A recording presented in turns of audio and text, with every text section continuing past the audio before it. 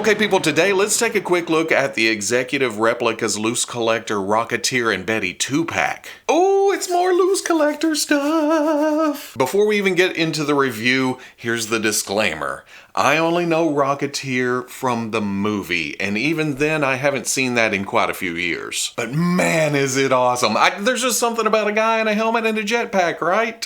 Right? And then the Betty design is of course Betty Page, so I'm familiar with that too. Basically, I'm not a super fan of the property proper, I just kinda like it from afar while being a huge fan of retro throwback designs. Some pulpiness. And that's what this is. So I'm excited to get it. Looking at the package with the helmet in the comic art style, the shape, the thinness, the sleek black. Ooh, this is quality. Executive Replicas, LooseCollector, warning, choking hazard, small parts not for children under 5 years. Don't put it in your mouth. On the side, the Rocketeer logo and the companies. Over here, same thing, but then the Rocketeer in that beautiful font, same thing up on top. On the back, some very nice artwork. Then there's a front flap with a magnet clasp. When I first did it, I expected Velcro and that no, the magnet just adds to the quality feel. On the inside of the flap, just a bio, some background, more artwork, the contents, and then over here you have a clear window showing everything you get. Let's get a better look at that by opening it up. If you're inbox collector, the thinness and the bottom being slightly rounded, it doesn't really want to stand up. I tried to lean it back. I ended up shoving a memory card up under the front of it, and there you go. There's your display. Looking at Betty first, you know LooseCollector can do female figures. In fact, at this point, it's odd to have a male LooseCollector figure, but if you've held any of his figures before, you know what you're in for here. Getting up close, I will say this is one of my favorite skin tones from LooseCollector. It's bright, it's realistic, the shading's done real nice, and we've seen this in the past. But with this rosiness, just kind of highlighting the low points. I know that's the wrong term to use. Highlighting is the high points and the low point, the shadowy, the shading. Just feels natural. Now right here, it does get a little heavy above the knees. I wish that was below where there would be, you know, natural shadow. A little heavy right here too, but it is damn near perfect up top. And then the other splashes of color like the purples and the blues, so clean, so nice, very subtle against the black shorts and the yellow top. And there's even some shading to that, which just helps it along a bit because the nice sculpt work with the wrinkles, the heavy wrinkles, it brings a lot of natural lighting shadow to it. Like it's elasticy, like it's barely holding on. Now, I'm not an expert in women's apparel, but I do think these are supposed to be attached here. But because of the restrictions of being in plastic form to make an action figure, they had to be separated. It wasn't gonna stretch across here unless he went soft goods. But the illusion is there. When you raise up the arm, you almost don't think about it unless you think about it. And then you're thinking about it and you notice it. Get the pose and then you stop thinking about it. You know what I mean? High heels down here again with some very thin black paint. I'll get into edits and see a little smudge here and there, but that just goes to show you that I can't see it in the real world.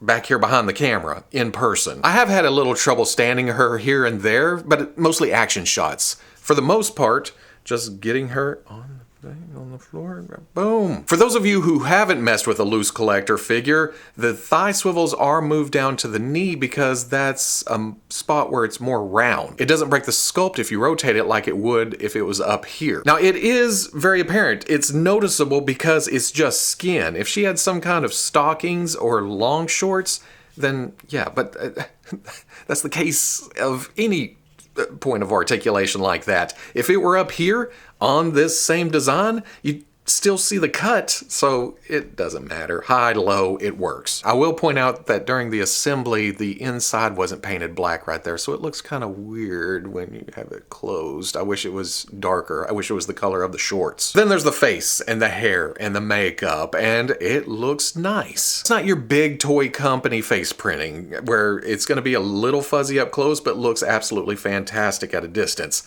This is a more traditional type paint job, so it has its limitations. I still think this looks pretty damn good. I'm not really a bangs guy, but I can appreciate it. the retroness of this haircut. It's coming across black in the camera, but there's almost a bluish tint in person, and I wish there was a little bit more highlight, but I understand that, or at least I think in the comics, she's usually portrayed as jet black hair or really, really dark hair. So, I mean, that comes across in the action figure. Going over articulation, I do believe there is a dumbbell joint at the top of the neck, but because of this hair coming down over the shoulders, it's hindered. Not a lot of up, can look down. Tilt, not so much.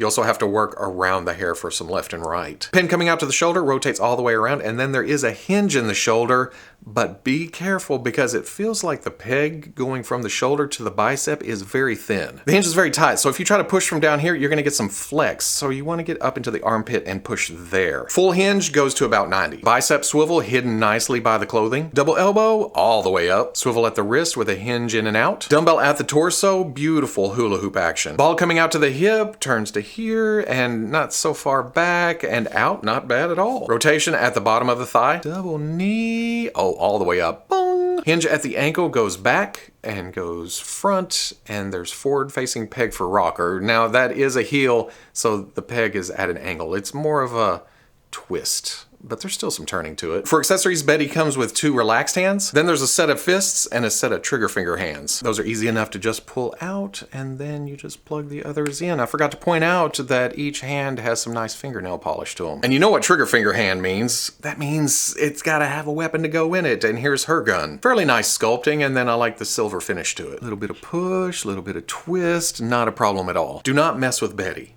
Do not do it. Then there's the Rocketeer, and it kind of threw me off, even though it shouldn't have. It's just a great classic design, and it's beautifully done in plastic form here. What I really, really love is the contrast of the heavy wrinkles up top compared to the slight smoothness of the pants. Now, don't get me wrong, there is some detail there. They are jodhpurs, or whatever you call them. Now there is sculpted detail there. It's supposed to be realistic type clothes, and clothes stretch with use. So right here on the inside, and then at the knees where there's a lot of bending from walking and flying and everything else. Boots have some wrinkles where it gets the most use at the ankle. There are some laces right here. Gotta fly, that's very utility. I mean, belt loops going around on a black belt, and then there is another belt. Okay.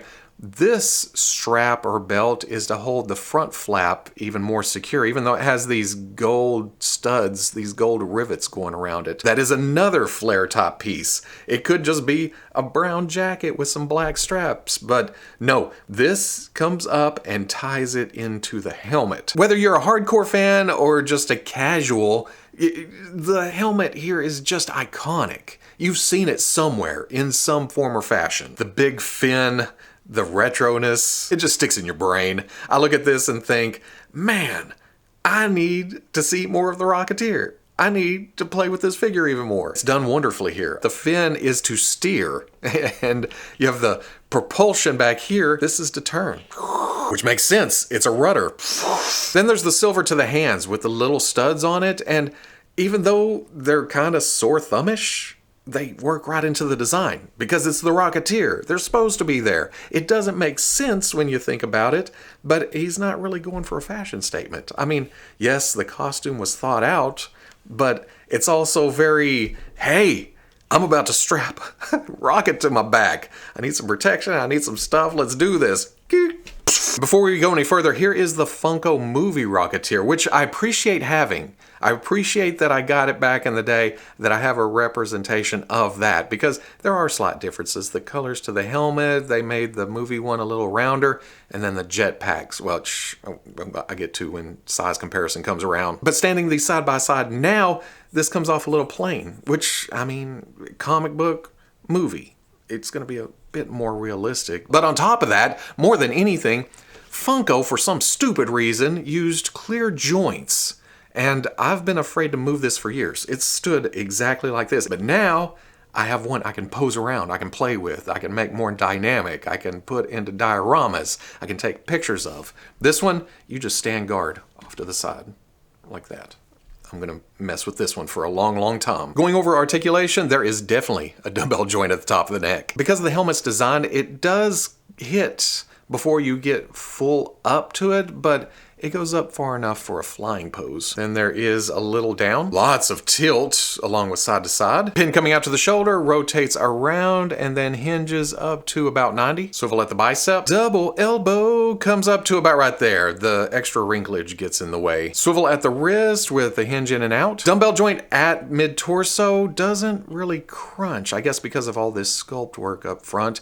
Little arc back, some tilt, some rotation. Then there's also a cut at the waist, nicely hidden by the flap coming down over it. Not really soft, but pliable enough to get out of the way to rotate all the way around. Ball coming out to the hip, swings up, swings not so much back, out, not bad. Swivel at the thigh, up here because of this. Double knee comes up to about right there. Swivel at the boot. Hinge at the ankle goes way back and then forward, and front-facing pin for rocker. For accessories, Rocketeer has 2 fists, then there's 2 grips, 2 relaxed, 2 trigger finger, and then we get into ungloved hands, which also has fists, grips, trigger finger hands, and relaxed. I'm sure this is a reference to something, but I'll never use these because to me, this is the costume, this is the uniform, so gloved hands it is. And I want to point out that on the open and grip hands, there's a red button on the inside on that metal strap. That's not on the trigger finger hand because it's open to allow the gun grip to go down in there. And that is easy enough to just pull out,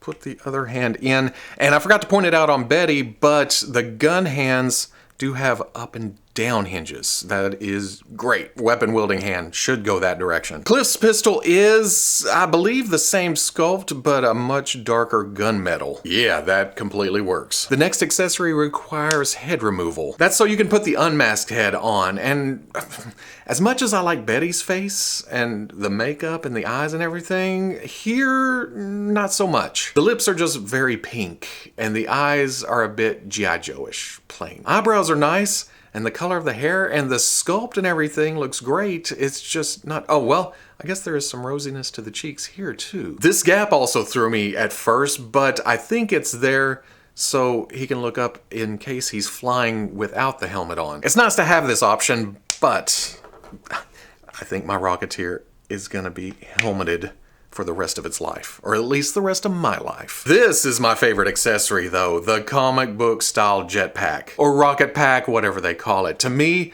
this is just pure comic book fantasy goodness. Look at the sheen of that silver, very metallic, and then the gold on these pinstripes, these arrows, the red right here just sticking out. But my favorite, you know what my favorite is? Oh, it's this purple, this lavender. You have this, which, yes, it is a dude in a gold helmet with a big fin on top, but the rest of it kind of flight suity, you know? You can see somebody walking around back in the day like this. You add this, and it just amps it up so much. Look at that. It just stands out. Again, like here, it does not work aesthetically, but it does work because it's the Rocketeer. I put that on before talking about it. Check out how long the peg is. I love that because you put it in and it's gonna stay. It's solid. It's not gonna fall out if you have it hanging or posed by the jetpack. And you may well do that because there's a big old hole right there. That is for the blast effect / stand. The very bottom of it, it kind of mushrooms down, has reds and yellows and oranges in the translucent plastic. Then you have the stand part, or the blast. Well, this is a blast, and this is more blast. Blast. This is also a long peg that goes here, and again, very, very secure. It's not gonna go anywhere. It's not gonna fall off. Unfortunately, well, okay, you just saw it turn, but it didn't fall down. Your figure's not gonna end up on the floor until we get to here. And this is another stumbling point that I have. Because of the shape of the peg, you can see this is flat, this is flat, this is a curve. So this only goes in here one way. Rotate until it pops down, but it doesn't pop on. It's just kind of sitting on it. So when you go to stand it, you have to have it in the correct spot. And I just happened to hit it in the best spot. This is coming forward, the thickest part, the weight of the figure's there. So it stays down. But if you have it in different positions, like here, you can see it sitting off the ground on the back a little bit. And that makes me nervous. Right here, it doesn't even hold the figure. Which, I mean, it's a simple matter of just turning it until it's balanced. I'm just pointing that out to you. It threw me off a couple of times when I went to pose for pictures and it kept, wahoo! But you can do things like this, and that kind of makes it worth it. Size-wise, because of the heels, Betty stands almost as tall as Cliff, who is at about 6 3/8 to the top of the helmet, 6 1/2 up to the top of the fin, and then she is about 6 1/4. And because I had them out, here is the Marvel Legends Power Princess and the LooseCollector Red Sonja. I know Red Sonja is supposed to be a little tan, but you can see the improvements in skin tone and shading between these two releases. And it's just a barbarian kind of knot because I had these out too, the Frazetta Dark Wolf and the Mezco 1/12 Collective Conan. Put them next to your standard Marvel Legends and Star Wars bodies, they're not gonna have a problem fitting in. Okay, a little large for this Peggy Carter, who I was hoping would fit in because of the era, but putting the Funko beside it again, standing straight up and down, LooseCollector just blows it out of the water. But again, this is comic, this is movie. There's definite differences there, especially in the jetpacks. I mean, this seems more realistic, this seems more fantasy, and I am completely okay with that. Okay, one more comparison with the jetpack buddies. Here is the Hasbro Star Wars Black Series Deluxe Boba Fett and the Glavis Ringworld Mando. Like I showed with the Stormtrooper, these run a little larger than that. It's kind of that 1/12 1/2 or 6 1/2 inch scale that goes better with Marvel Legends than Star Wars. So at the end of the day, oh man, this set makes me like these characters that I was only partially familiar with a whole lot more. I said it way back, but this just feels pulpy. It feels retro, and I love that kind of thing. On top of it being grungy, not so much in the paint department, it is a little clean, but the wrinkles, the build, the patina, the shine, the design, the sculpting, the paint, the articulation, the presence, it just all works together. But more than that, LooseCollector is definitely showing progression. Now, I'm not saying the early stuff was bad. You can see that he's taking constructive criticism and feedback to heart and implementing that into his figures. It shows. I don't know what else I can say. This pose right here that I have it in, it's gonna go right onto the shelf. Just like this. I'm not gonna even move it because nailed it.